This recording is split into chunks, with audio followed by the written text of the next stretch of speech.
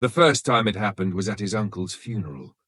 Samba Diouf, 16 years old and gangly as a newborn colt, stood in the back row as the imam recited prayers over the shrouded body. The air hung heavy with grief and frankincense. Women wailed in the traditional manner, their voices rising and falling like tides.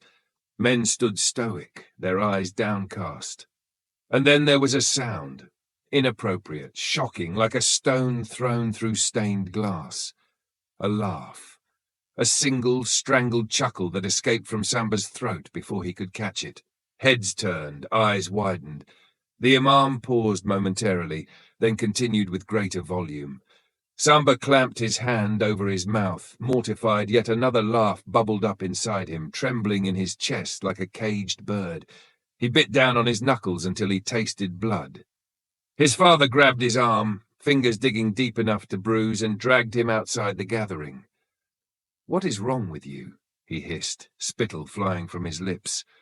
"Have you no respect?" "I'm sorry, father," Samba whispered, tears streaming down his face even as another giggle escaped. "I don't know what's happening. I can't stop it. That was 25 years ago." Now, at 41, Samba was the village blacksmith, respected for his strong hands that could shape metal as easily as other men shaped clay. His workshop echoed with the rhythm of his hammer and the roaring of his forge. And his laugh, that same laugh that had caused so much trouble, was now famous throughout the village of Ndakaru. It burst from him like sudden thunder, deep and rich, making children smile and old men shake their heads in amusement. But funerals remained his curse. Over the years, he had tried everything. He had consulted marabouts who prescribed amulets and prayers. He had chewed bitter roots and drunk foul-smelling teas. He had even once allowed himself to be treated by a travelling medicine man who claimed that evil spirits lived in his chest. The treatment left him bedridden for a week, but did nothing to cure his affliction. So Samba simply stopped attending funerals. He would send gifts to the bereaved families, a beautifully crafted tool, a length of metal for a new fence, but he would not attend the ceremonies. People understood, or at least they pretended to. "That's just Samba," they would say. "He means no disrespect." But then came the death of Ousmane Diallo, his childhood friend. "You must come," said Ousmane's widow Awa, her eyes red-rimmed from crying. She stood in the doorway of his workshop, silhouetted against the afternoon sun. "He would have wanted you there." Samba wiped his hands on his leather apron, leaving streaks of black soot. "You know I cannot, Awa, not without." "I know about your condition," she interrupted. "Everyone does. But you were brothers in all but blood. If you are not there, people will talk. They will say you did not love him." Samba looked down at his anvil, at the half-formed hoe blade that lay cooling upon it. Ousmane had been more than a friend. When Samba's own father had turned away from him, ashamed of a son who laughed at funerals, it was Ousmane's family that had taken him in. Ousmane, who had stood beside him when he opened his blacksmith shop. Ousmane, who had defended him against whispers and sidelong glances. "I will come," he said finally, his voice barely audible over the dying crackle of the forge. "But I cannot promise." "Just come," said Awa. "That is all I ask." As she left, Samba sank onto his stool, dread settling over him like a shroud. He would attend the funeral, and once again, his cursed laughter would bring shame upon him and pain to those he loved. Because despite everything, despite the years of avoidance and the careful construction of his solitary life, Samba Diouf, the man with the heartiest laugh in Dakaru, still could not face death without dissolving into inappropriate mirth. And tomorrow, he would have to try again. The morning of Ousmane's funeral dawned bright and clear, the sky an endless blue that seemed to mock the sombre occasion. Samba rose before the sun, bathed in cold water from the well, and dressed in his finest bubu, the indigo fabric stiff with newness. He had purchased it months ago for the annual Tabaski festival, but had never worn it. Now it would be christened at a funeral, his friend's funeral. His hands trembled as he prepared a small breakfast of millet porridge. He could barely swallow past the knot in his throat. Every few minutes he would catch himself muttering prayers under his breath. Please, Allah, not today. Let me weep like a normal man. Let me honor my friend properly. By mid-morning, the entire village had gathered at Ousmane's compound. Women sat together on woven mats, some grinding spices for the funeral feast, others comforting Awa and her children. Men congregated in the shade of the great baobab tree, speaking in hushed tones about Ousmane's sudden illness, his brief suffering, his many virtues. Samba arrived last, walking slowly, his eyes fixed on the dusty ground beneath his sandaled feet. A path cleared for him as he approached. He could feel the weight of stairs, could almost hear the thoughts. There he is, the man who laughs. Will he shame himself again? He took his place among the men, nodding respectfully to the elders. Ousmane's body had already been washed and wrapped according to Islamic tradition, and now lay on a wooden bier, covered in white cloth.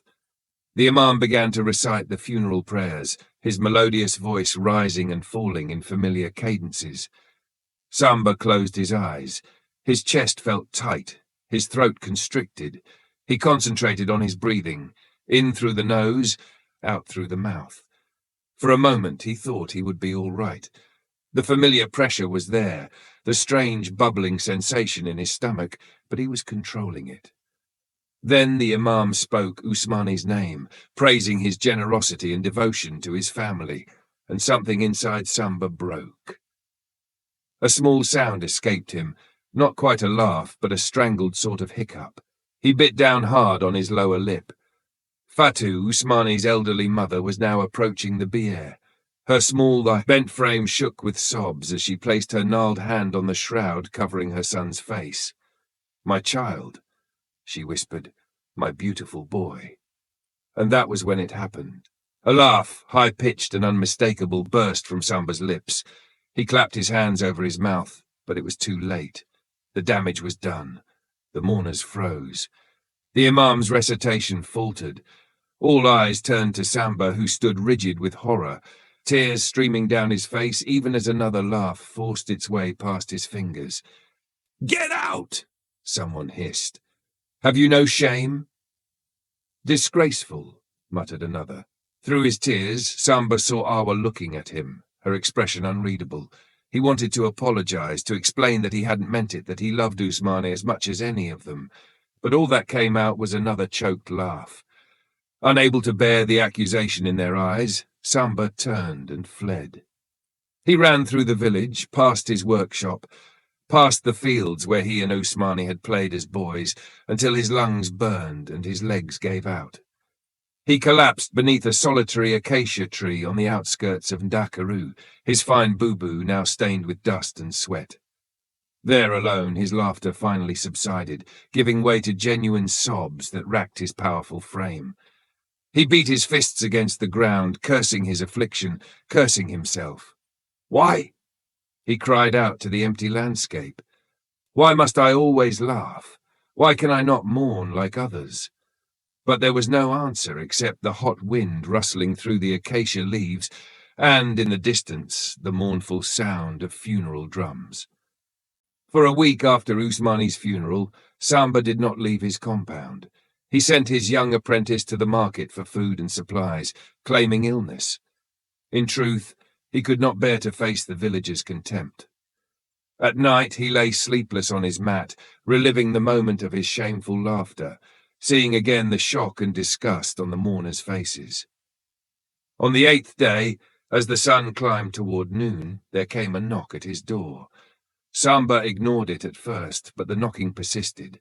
Finally, with a sigh, he rose to answer. To his surprise, it was Ibrahima Diop, one of the village elders and a respected marabout. The old man's face was creased with wrinkles, his traditional white robe immaculate despite the dusty road. "Salam alaikum, Samba," he said, his voice as dry as rustling leaves. "Walaikum salam," Samba replied, lowering his eyes respectfully. "Forgive me, I was not expecting visitors." "May I enter?" The old man didn't wait for an answer. brushing past Samba into the dim interior of the hut. He looked around at the sparse furnishings, the sleeping mat, the small table, the cooking pot hanging cold and empty over cold ashes, and clicked his tongue. "You are living like a hermit." "It is better this way," Samba said, gesturing for the elder to sit on the only stool, after what happened at Ousmane's funeral. "Yes, about that." Ibrahima settled onto the stool, his joints creaking. "The village is talking of nothing else." Samba winced. "I tried to control it. Allah knows I tried." "I'm sure you did." The old man studied him thoughtfully. "But that is not why I've come. I've come because of what happened after you left." Samba looked up, confused. "After I left?" "Yes, Fatou, Ousmane's mother, she began to speak. She told a story about Ousmane as a boy, how he once fell into a pit latrine and emerged covered in, well, you can imagine. She said you and he laughed about it for years." "I remember," Samba said softly. "Whenever he was being too proud, I would make a certain face and he would know I was thinking of that day." "Exactly." And after Fatou finished her tale, Awa shared one about how Ousmane had tried to impress her when they were courting by climbing a palm tree, only to get stuck at the top, yelling for help while a troop of monkeys pelted him with half-eaten fruit. Despite himself, Samba felt his lips twitch. His pride never recovered from that. "Soon," continued Ibrahima, "everyone was sharing stories, funny stories, warm stories. People were laughing through their tears. Even the imam smiled once or twice. It was unusual, yes, but also healing. Some said afterward that it was the most beautiful funeral they had ever attended." Samba stared at the old man, trying to process this unexpected information. But what does this have to do with me? Don't you see? Your laughter, inappropriate as it seemed, broke something open. It gave people permission to remember Ousmane, not just with grief, but with joy. The elder leaned forward, his eyes intent. "Samba, I have known you since you were a boy. I remember the first time you laughed at a funeral, your Uncle Modou's, wasn't it?" Samba nodded mutely. "Everyone thought it was disrespect, or that jinns had possessed you. But I have watched you over the years. I've seen how you mourn in private, how you honor the dead through your work, your gifts. Your laughter is not mockery, it's something else entirely." "But what?" Samba's voice was barely above a whisper. Ibrahima shrugged his thin shoulders. "That is for you to discover. But consider this. Perhaps your affliction is not a curse, but a gift, a reminder that death is not the end of joy." He rose stiffly to his feet. "In 3 days' time, old Mame Coumba will be celebrating her 90th birthday. She has specifically requested your presence." "Mame Coumba? But she barely knows me." "Nevertheless, she insists. Will you come?" Samba hesitated, then nodded. He could hardly refuse the oldest person in the village, especially on such an important occasion. After the elder had gone, Samba sat alone in his hut, turning their conversation over in his mind. Could it be true? Had his shameful laughter somehow transformed Ousmane's funeral from an occasion of pure sorrow to one of loving remembrance? It seemed impossible. And yet, as the sun began to set, casting long shadows across his floor, Samba felt something he had not experienced in many days. A flicker of hope. The celebration for Mame Coumba's 90th birthday transformed the village square into a riot of colour and sound. Women wore their finest wrappers, men donned embroidered caps, and children darted about with strips of bright fabric tied around their heads. Musicians played koras and talking drums, their rhythms infectious. The air was fragrant with the smell of yassa chicken and grilled fish, spiced with onions and mustard. Samba arrived cautiously, dressed well but not ostentatiously, and carrying a gift, a small iron statuette he had crafted of a baobab tree, its branches spreading wide like protective arms. He had spent 2 days on it, working the metal with unusual care, hammering and shaping until every tiny leaf was perfect. To his surprise, people greeted him warmly. There were no sidelong glances, no whispered comments. Several men clasped his shoulder in the traditional greeting, asking after his health, commenting on the weather, inquiring about a hoe or a knife they had commissioned. "Samba!" called Awa, Ousmane's widow, approaching with a bowl of rice and fish. "You must eat. You've grown thin." He accepted the food, unable to meet her eyes. "Awa, about the funeral." "Hush," she said, patting his arm. "Ibrahima Diop told me he spoke with you." "What happened?" "It was unusual, yes, but not unwelcome. After you left, something changed. We remembered Ousmane as he lived, not just as he died. My husband would have approved, I think." Before Samba could respond, a murmur passed through the crowd. People stepped aside, creating a path for Mame Coumba, who was being helped toward her place of honor by two granddaughters. Despite her advanced age, she walked with surprising steadiness, her back straight, her eyes clear and sharp in her deeply wrinkled face. She settled onto her cushioned seat and beckoned to Samba. "Come, Blacksmith. I am too old to shout across a crowd." Nervously, Samba approached and knelt before her, presenting his gift. "May Allah grant you many more years, grandmother," he said formally. The old woman examined the iron baobab, her fingers tracing the delicate branches. "Beautiful work," she pronounced. "You have a gift for finding beauty in unyielding things." She set the statuette aside and fixed him with her penetrating gaze. "Now tell me about your laughter." Samba blinked, taken aback by her directness. Around them, people continued to celebrate, but he was aware of curious ears straining to overhear their conversation. "It is a flaw, grandmother, an affliction I have carried since childhood." She tapped her chin with one gnarled finger. "And you believe it shames you?" "How can it not? To laugh while others weep. I have attended more funerals than anyone in this village," she interrupted. "So many that I have lost count. Husbands, children, grandchildren, friends. And in all those funerals, do you know what I remember most clearly?" Samba shook his head. "Not the prayers, not the tears, but the moments afterward when people began to talk about the dead, the stories they told, the memories they shared. Some sad, yes, but many joyful. Those are the moments that helped me heal." She leaned forward, lowering her voice. "Your laughter forces those moments to come sooner. It breaks the dam of formal grief and allows real remembrance to flow." Samba stared at her, struggling to absorb her words. Could it be that his curse was not a curse at all? "I am dying, Samba," Mame Coumba said matter-of-factly. "Grandmother, no." "Hush, child. I am 90 years old. Death is not a surprise visitor, but an expected guest." She smiled, revealing toothless gums. "The doctor from the city says my heart is failing. I have perhaps a month, perhaps less." "I am sorry," Samba whispered, genuinely distressed. "Don't be. I have lived a good life, longer than most, but I have one final request." She reached out and took his hand in hers, her skin paper thin over bird-like bones. "When I die, I want you to attend my funeral." Samba felt as if the ground had dropped away beneath him. "Grandmother, please, you cannot ask this of me." "I can, and I do. Moreover, I want you to sit in the front row, right beside the imam, and when your laughter comes, as we both know it will, you are not to run away or hide your face. You are to laugh freely, as loudly as you wish." "But the villagers will do as I say if they respect my final wishes." Her grip tightened with surprising strength. "Promise me, Samba Diouf, promise me you will bring your gift of laughter to my funeral." Trapped by her intense gaze, by the authority of her age and wisdom, Samba could only nod.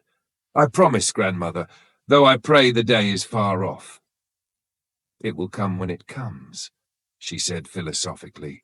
Then, as if their serious conversation had never happened, she clapped her hands.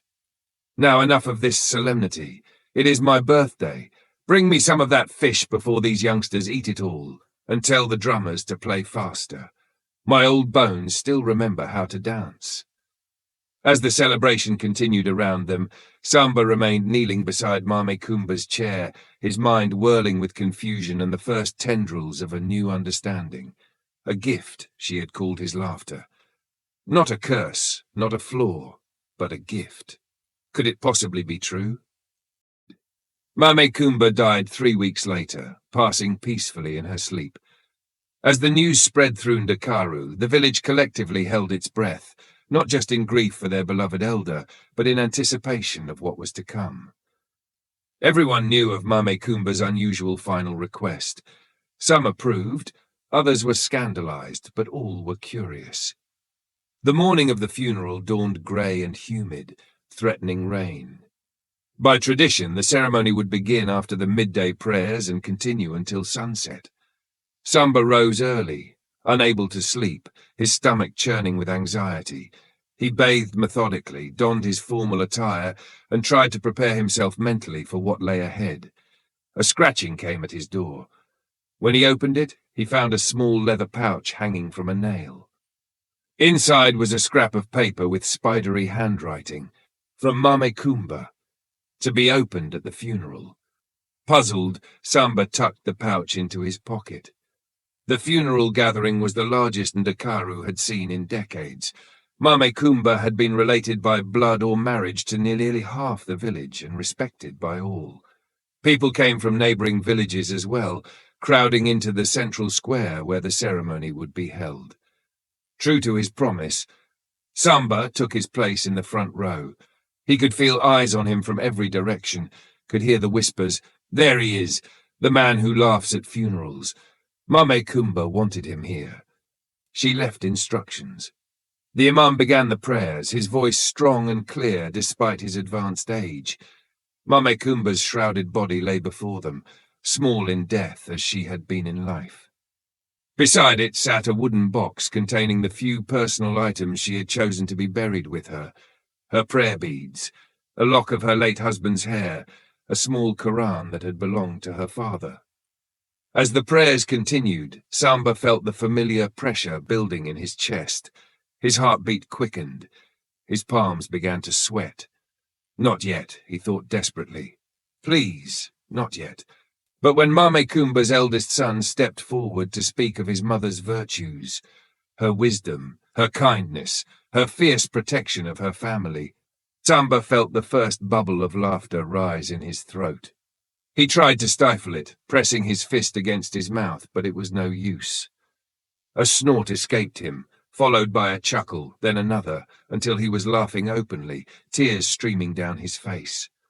The son paused in his eulogy. The crowd shifted uncomfortably. The imam cleared his throat. And then, remembering Mame Coumba's instructions, Samba reached into his pocket and withdrew the leather pouch. With trembling fingers, he untied it and removed a folded piece of paper. He opened it, still laughing, and read the words aloud between gasps. "If you are reading this, I am dead, and Samba is laughing at my funeral, exactly as I requested. Do not be angry with him. Instead, I ask each of you to share a memory of me, not of my wisdom or goodness, though I hope there was some, but of my foolishness, my stubbornness, the times I made you laugh. Remember me whole, not just as a saint. Death is solemn, yes, but remembrance need not be. So laugh, my children. Laugh with Samba. It is my final wish." A profound silence fell over the gathering. Then, from the back, came a small voice, one of Mame Coumba's great-grandchildren, a girl of about 7. "Grandmother once chased a goat that stole her headscarf," the child said shyly.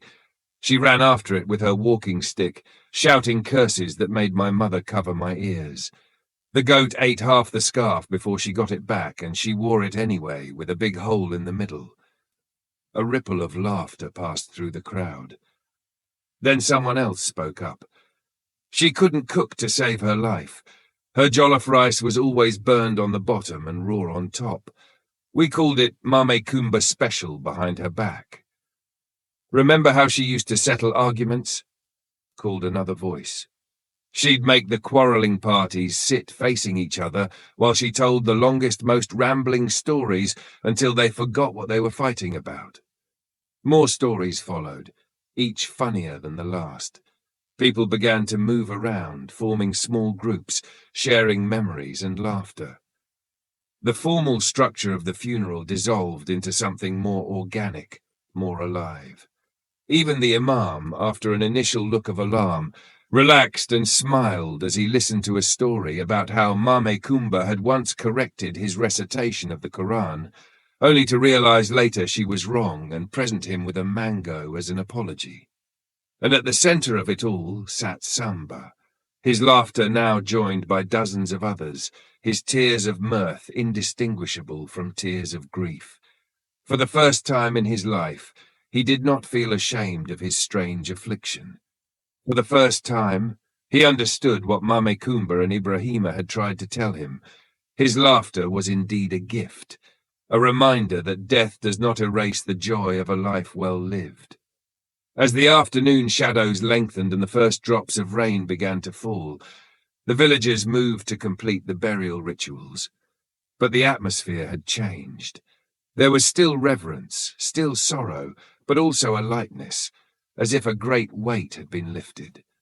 Afterward, as people began to disperse, many approached Samba to thank him, to clasp his hand, to invite him to their homes for meals.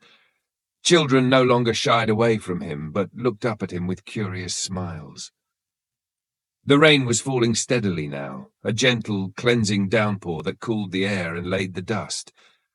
Samba stood alone by the freshly filled grave, water running down his face, mingling with the last of his tears. "Thank you, grandmother," he whispered, "for seeing what I could not." He placed his hand on the mound of damp earth, feeling a connection not just to Mame Coumba, but to all those whose funerals he had disrupted over the years. Perhaps, in some small way, his laughter had honored them too, even when neither he nor anyone else understood. As he turned to leave, he saw Ibrahima Diop watching him from beneath the shelter of a nearby tree. The old marabout nodded once, a gesture of acknowledgement and respect. Samba nodded back, a silent understanding passing between them. In the months and years that followed, Samba's reputation in Dakaru underwent a transformation. He was still the skilled blacksmith with the hearty laugh that could rattle windows, but he was also something more, a man who had found purpose in his flaw, who had turned shame into service.